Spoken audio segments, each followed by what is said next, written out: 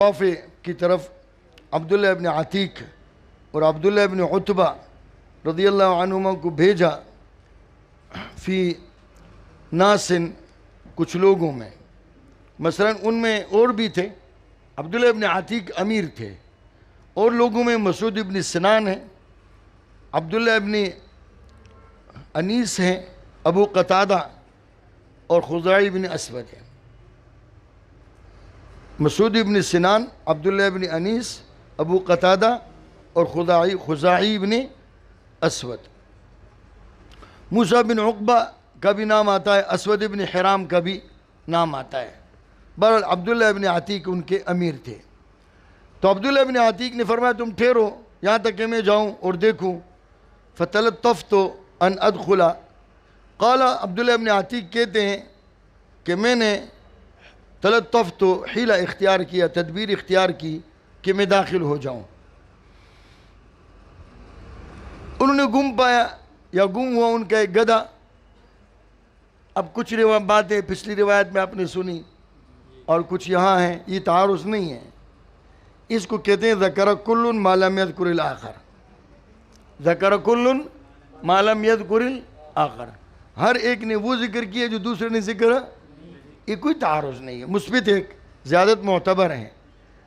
اب وہ نکلے، جی قال فخرجوا، چلو لے کر قبس کہتے ہیں آگ کے شعلے کو تلاش کر رہے تھے، طلب کر رہے تھے اپنا گدھا۔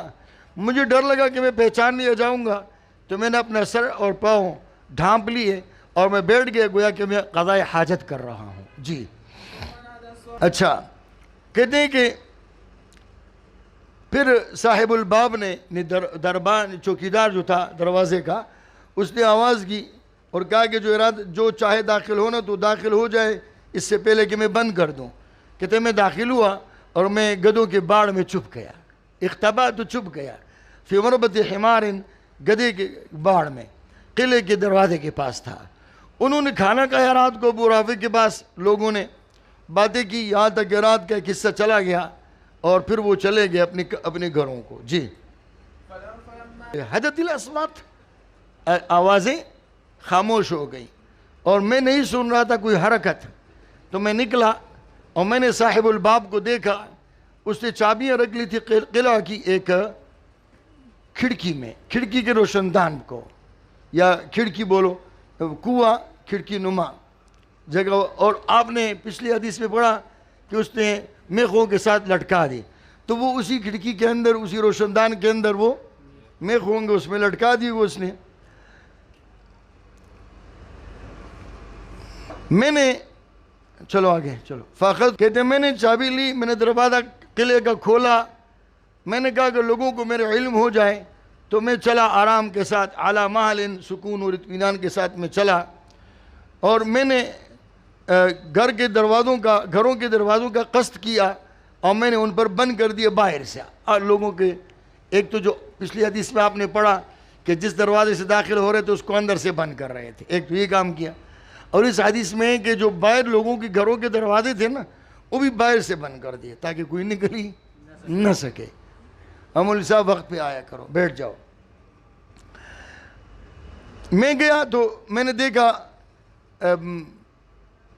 دروازہ، گھر ان کا تاریک تھا، چراغ بجھا دیا گیا تھا۔ ثم صعدت الى ابي رافع في سلم، پھر میں چڑھا ابو رافع کی طرف ایک سیڑھی پر، میں چڑھا، دیکھا گھر تاریک ہے، اس کا چراغ بجھا دیا گیا ہے۔ مجھے یہ نہیں سمجھ آیا، نہیں میں جان سکا این الرجل، کہ ابو رافع کہاں ہے، بچوں کے بیچ میں پڑا ہوا ہے، معلوم نہیں ہو رہا کون کہاں پر پڑا ہوا ہے۔ جی میں نے اس کو مارا لیکن کوئی کام میں نہیں آیا، اور پچھلی حدیث میں آپ نے پڑھا کہ میں گھبرایا ہوا تھا، اس لیے میرا جو وار تھا وہ کام نہ آیا۔ جی گویا کہ میں اس کی مدد کر رہا ہوں۔ میں نے کہا ابو رافع تمہیں کیا ہوا، اور میں نے آواز بدل لی، تو اس نے کہا میں تمہیں تعجب میں نہ ڈال دوں، تمہیں تعجب کی بات نہ بتا دوں، تیری ماں ہلاک ہو۔ یہ ایک آدمی آیا بھی اور اس نے مجھے فضربنی بالسیف، اور مجھے تلوار سے مارا۔ جی کو مارا تو پھر بھی میں نے کوئی کام نہ کیا، فلم تغن شیئا، فائدہ نہ ہوا، اور وہ چیخا، اس کے گھر والے بھی کھڑے ہو گئے۔ پھر میں آئے، فوراً باہر نکلا ہوگا اور پھر آیا، پھر آواز بدل لی، کوئی تیسرا آدمی آ گیا۔ یہ وہی بات ہے جو میں نے آپ کو کہی، ذکر کل ما لم یذکر آخر، ما قبل کی حدیث میں 3 بار آنے کا ذکر نہیں ہے، دوسری بار میں اس کو مارنے کا ذکر ہے۔ بہرحال میں نے پھر آواز بدلی، جیسے کہ مغیث یعنی مدد کرنے والا ہوتا ہے، ایسے ہی میں بولا تو وہ کمر کی بل چت لیٹا ہوا تھا، سیدھا کمر زمین کی طرف اور سیدھا چت لیٹا ہوا تھا۔ میں نے تلوار رکھی اس کے پیٹ پر، پھر میں اس کے اوپر جھکا، انکفئ علیہ، میں اس کے اوپر جھکا یہاں تک کہ میں نے ہڈیوں کی آواز سنی، زور سے لگائی تلوار، دبائی اندر کو، ہڈیاں ٹوٹنے کی آواز آئی کہ میں نے کام ابھی اپنا کر دیا۔ جی پھر میں گھبرایا ہوا نکلا، میں سیڑھیوں تک آیا، میں ارادہ تھا اترنے کا، بس میں گر پڑا۔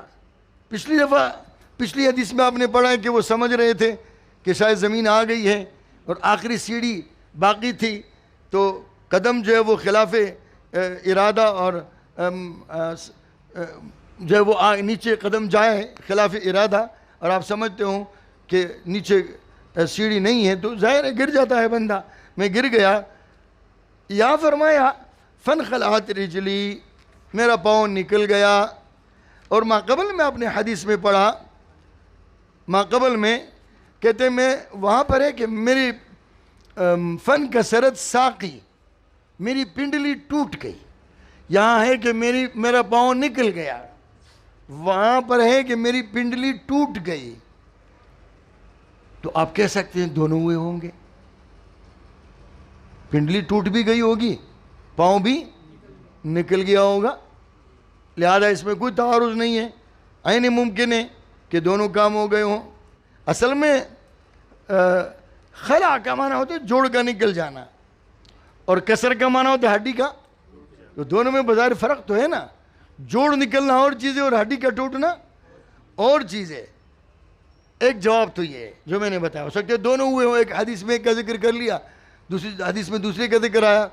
دوسری بات یہ ہے کہ خلع بول کر کے کسر اور کسر بول کر کے خلع مراد لیا جاتا ہے، خلع بول کر کے کسر اور کسر بول کر کے خلع مراد لیا جاتا ہے، لہذا اس میں بھی کوئی تعارض نہیں ہے۔